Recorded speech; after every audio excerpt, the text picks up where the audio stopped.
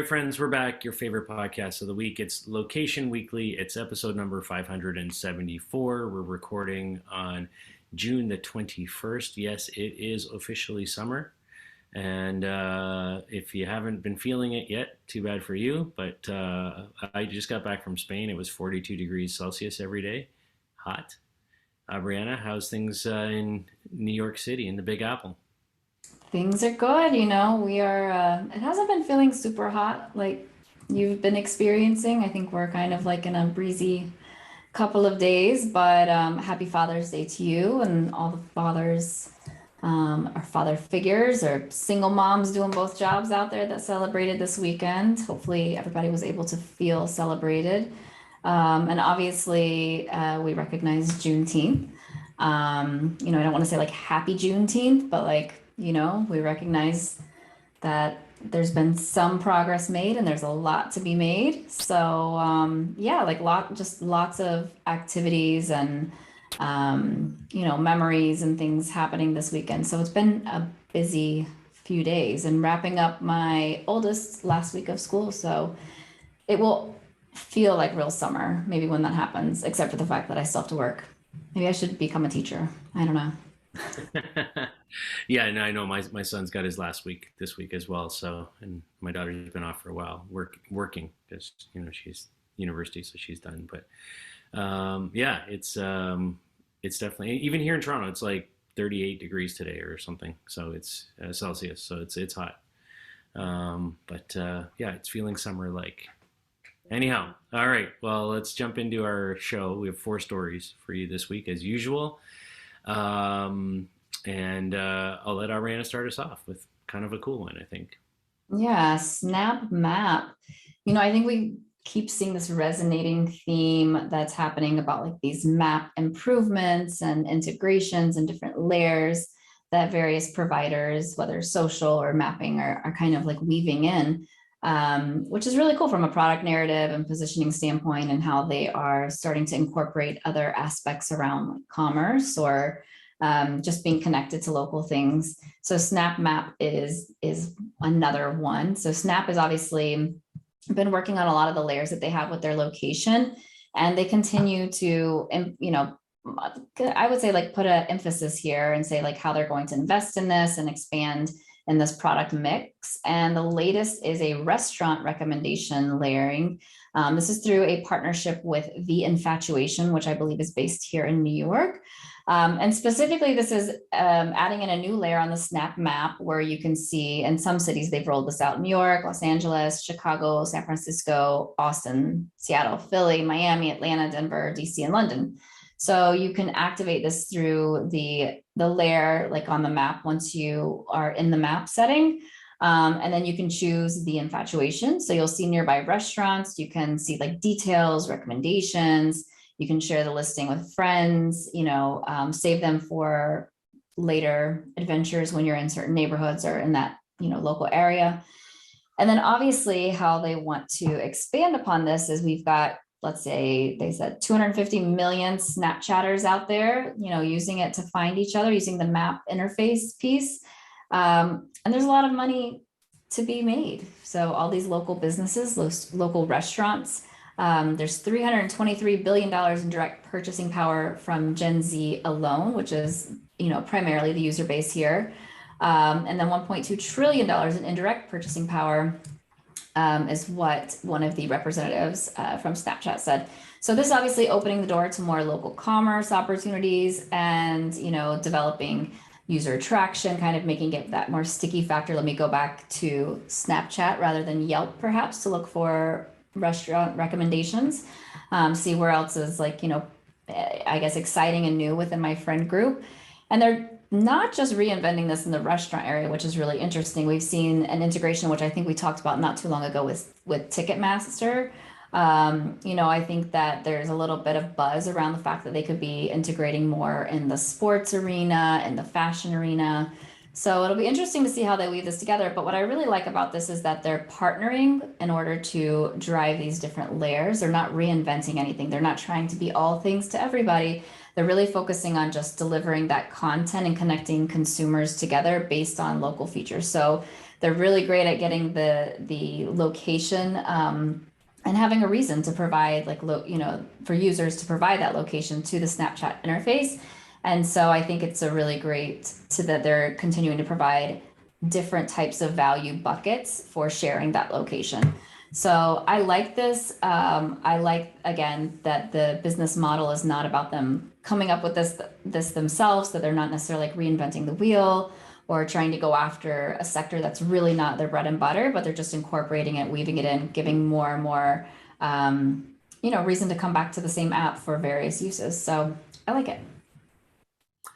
Yeah, I really like it too, and I think it's they've been doing a lot of work. Obviously, we've highlighted over the last couple of years around their different layers on these maps that they're providing, and I think it's interesting, sort of building on their acquisition of Place back in 2017, and which I think they've since sort of divested out of, but the underlying technologies and things are there from some of that that work. But I think for me, they highlight specifically in the announcement here that there's 250 million Snapchatters out there. They're focusing on the Gen Z user base, which they're saying is a 323 billion direct purchasing group. That's a lot of money, a lot of money. And I think going after the restaurant space makes sense. We talked recently about some of the new things that Yelp was doing and Uber was doing in their apps. But I think having this layer on the map with nearby restaurants, I think makes a ton of sense. It's interesting. You rattle off the list of cities, and the only non-U.S. city on there was London. I'm like, where's Toronto? Like, why don't we have my Toronto on there? I don't get that. But anyways, I do think it's pretty useful and cool. And I think the other thing is they've been really pushing hard, as a lot of the social platforms have, around local data and location, and especially small business. They also have their Promote Local Place program, which lets SMBs buy map-based promotions on the map itself in a self-serve way, and then those things can be pushed out on the map. So I think they're really focusing a lot these days on kind of the geo location data and kind of surfacing nearby relevant things to their user base, and then trying to monetize that, which I think makes a ton of sense. So I quite like it. All right, moving on to our second story, staying in the social world and location data and how that all comes together. Twitter has also made an announcement this week that they're opening up what they're calling a location spotlight module. So this is really for, if you're not so much for consumers, but if you're a brand, if you're a company that has a presence on Twitter, a business in the US, UK, Canada, or Australia, now you can add a location spotlight on your business account. So this is a way to share, the location info of your business, your business hours, contact information, all of that type of stuff, tied into your business account. So it's a special kind of new, piece of data that's now tied to your sort of Twitter business profile, if you will, that wasn't available there before. To be honest, I'm not like super excited about this because it seems like table stakes, like it should have been there all along.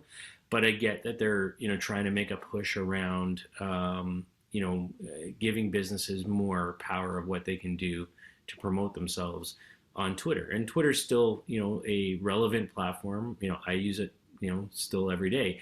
And we were talking this morning. We use Zoom to record these meetings, and I went to go log on to do our podcast this morning, as Aubriana knows, and Zoom was down globally. And first thing I did was jump on Twitter to see if this was just me having a problem or if this was an actual worldwide problem. And in fact, it was. And it was Twitter that I went to find that out.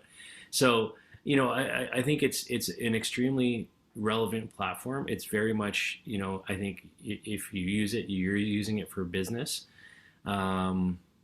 Or research. So I think there's a lot that can be done with it here in terms of your professional business profiles on there. And they have a very simple process for if you have a personal Twitter profile right now to convert that into a business one. And it can be switched back at any time if you're not finding value in that. So yeah, I I think it's good. What are your thoughts? Yeah, I mean, at first you're thinking this isn't really groundbreaking. I can't believe this is just now being opened up. But something that kind of resonated with me this past week, we had my division, the global marketing analytics division at Samsung Ads, we had our offsite. And one of the guest speakers that we had come in was Evan Shapiro, who considers himself as a media cartographer.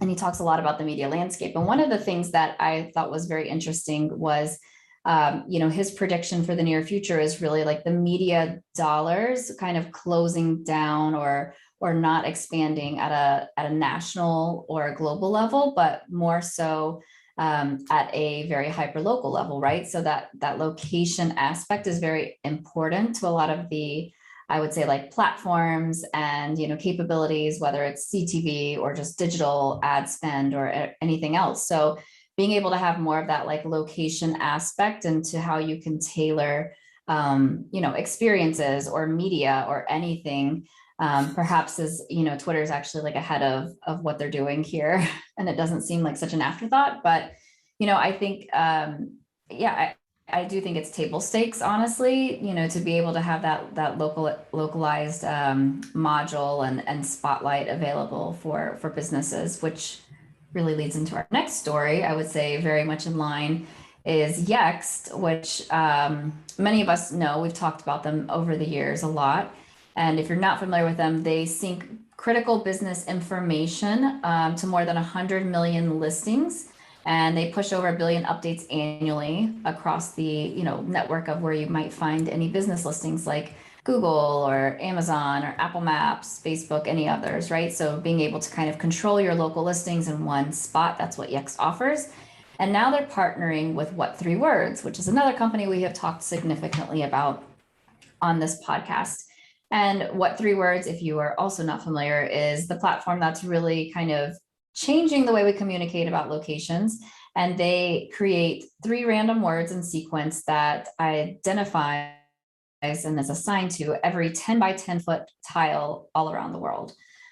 So this partnership really is focused on businesses being able to more easily direct their customers to a precise location. You think of typically right now, you put in an address and it's like the center of the parcel or the center of a building, and you don't necessarily know like what's the entrance I go in or where do I go. You think of a large block or a concert venue. There's a lot of different entrances maybe you could go into, and being able to direct somebody to the right entrance, whether they're VIP or will call or, going into a specific part of a building is really helpful, specifically with local listings. So now Yext customers who install the What3Words app are going to be able to automatically add those What3Words to each of their location entities and listings, and then sync that information with the Yext Publishers Network.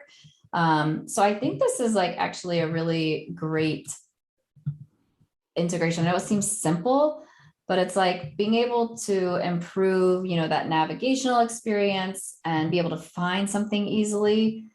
It really does improve that experience, right? Like you see where something's listed, but being able to actually get into that door very quickly, I think makes it so much better of an experience. So being able to empower all of Yext's brands and all those local listings to be able to tailor that, I think it's actually really cool and innovative that they thought of that. So what do you think?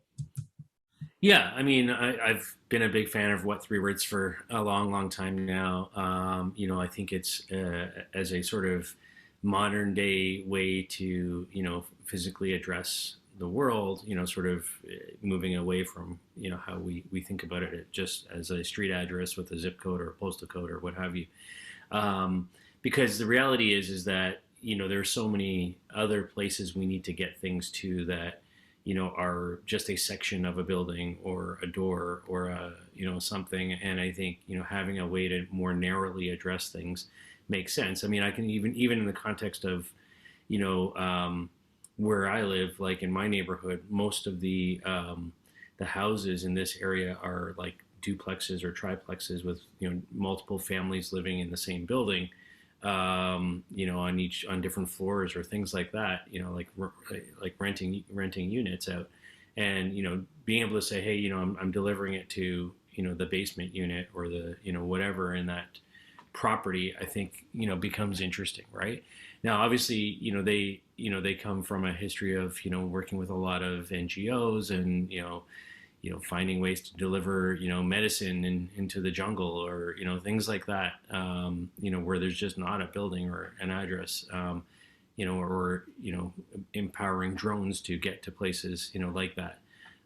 As well. So I think there's a lot of power in what you can do with this, and I think extending this now into the Yext community of helping all those thousands of businesses that have listings and listings management services happening through Yext, and to then give them that additional ability to fine tune their location, if you will, in terms of their physical whereabouts, makes sense in their profile. So I like it. I think it makes sense. It's an easy, implementation from what it looks like, or add on to the existing service. So I think it makes a ton of sense.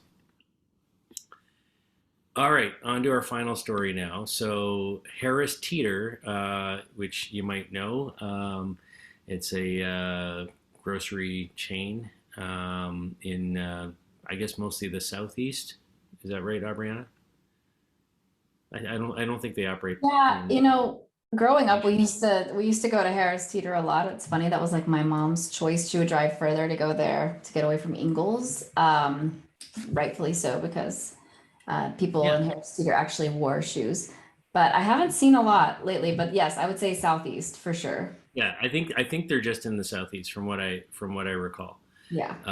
But anyhow, so grocery chain, if you're not familiar with them, and they are piloting a new technology for 90 days from a company called A3 Media Co. And the product is called Social Shelf. It's an in-aisle e-commerce consumer engagement tool that helps shoppers, find relevant information on smaller and mid-sized brands before they make their purchase decision. So the sort of goal here, or the target of this technology or this platform is, if you're P&G, you can afford to spend a lot of money on end cap displays and information and video, things to like explain your product and do all of that. But if you're a smaller brand and you're trying to get awareness at the shelf in terms of kind of what's what your product is all about, and how it could how it could be helpful, or beneficial to that consumer,